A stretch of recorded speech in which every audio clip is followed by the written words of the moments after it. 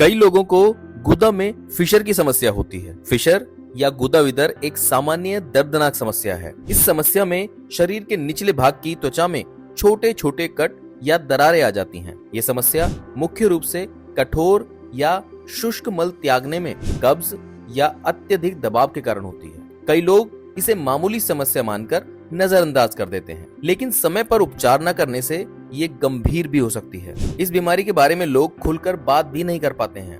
आखिर क्या होती है ये बीमारी, पहले वो जान लेते हैं। गुदा की त्वचा में एक छोटी सी दरार या फटना होता है, जिससे दर्द और खून आ सकता है। अब जरा इस समस्या के कारण भी जान लेते हैं। कब्ज और कड़ी कब्ज के कारण कठोर मल निकलना, बार बार दस्त लगना, गुदा क्षेत्र की चोट या तनाव, बहुत ज्यादा भारी उठाना या शारीरिक तनाव। अब इस बीमारी की ज्यादा जानकारी के लिए हम फेलिक्स हॉस्पिटल गए। फेलिक्स हॉस्पिटल नोएडा के बेस्ट हॉस्पिटल की कैटेगरी में शुमार है, जहां हर समस्या का समाधान तुरंत मिलता है। यहाँ हमारी मुलाकात डॉक्टर श्रुति शर्मा से हुई। डॉक्टर श्रुति फेलिक्स हॉस्पिटल में कंसल्टेंट जनरल सर्जन हैं, जिन्होंने फिशर की समस्या पर कई अहम बातें बताई, जिनका जानना आपके लिए बेहद जरूरी है। आज हम बात करेंगे फिशर इन एनो के बारे में। Hello, this is doctor Shruti Sharma, consultant general surgery at Felix hospital, sector 137 Noida. Fissure in ano आम भाषा में बोला जाए तो एक कट है जो कि आपकी एनल केनाल में होता है, around 1 to 1.5 centimetre from the margin. अब अगर आपकी एनल केनाल में, जहाँ से आप स्टूल पास कर रहे हैं, वहाँ पर कोई कट होगा, तो what are the main symptoms that the patient will present to us with? तो the patient will present to us with the complaints of pain during passing stools and bleeding during passing stools. Now pain is the most common symptom जिसके साथ patient हमारे पास आता है, क्योंकि वहाँ पर cut है, तो जब भी स्टूल वहाँ उस कट को टच करके पास करेगा तो आपको वहाँ पर दर्द होगा। दूसरा कंप्लेंट जो पेशेंट लेकर आता है, दैट इज ब्लीडिंग।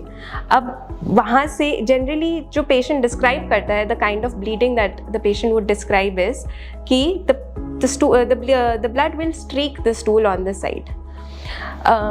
देखा गया है कि अब हमारे एनल केनाल में दो तरह के स्फिंक्टर्स हैं, that is internal and external sphincter.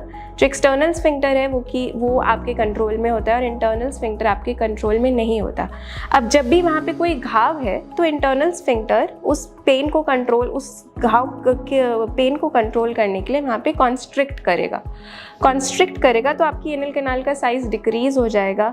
जो उस स्फिंक्टर को पास करती हुई ब्लड वेसल्स हैं, आर्टरीज हैं, वो भी कॉन्स्ट्रिक्ट कर जाएंगी। तो जो फिशर एरिया को ब्लड सप्लाई जा रही है, दैट विल हैम्पर बिकॉज वो कॉन्स्ट्रिक्ट कर गई हैं।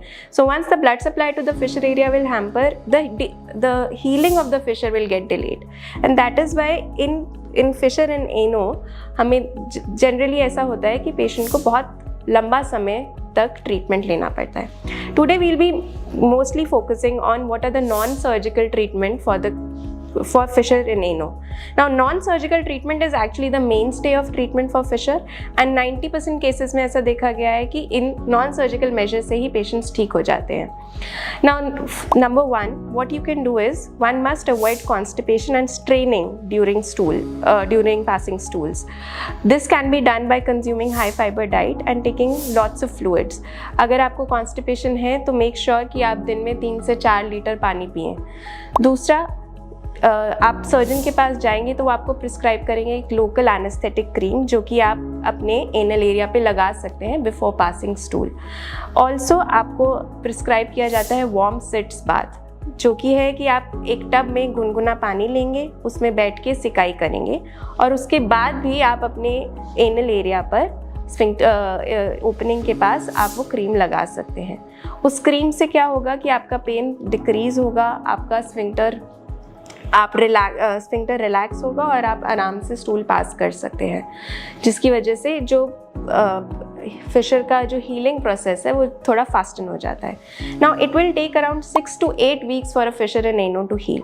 अब जनरली हमारे पास जब पेशेंट आता है तो हम उन्हें बोला जाए कि 6 to 8 वीक्स का आपको यही ट्रीटमेंट लेना है और उसके बाद हम देखेंगे कि ज़रूरत है सर्जरी की नहीं, तो दे आर जनरली एप्रीहेंसिव कि हम 6 to 8 वीक्स वेट क्यों करें। तो ऐसे में we try and tell the patient कि आप यही मेजर्स जो आपको बताए गए हैं कंजर्वेटिव मेजर्स, अगर आप ये 1 से 2 हफ्ते तक करते हैं and you see any kind of improvement in your symptoms, then it is more likely कि आपका फिशर नॉन सर्जिकल मेथड से ही हील हो जाता है।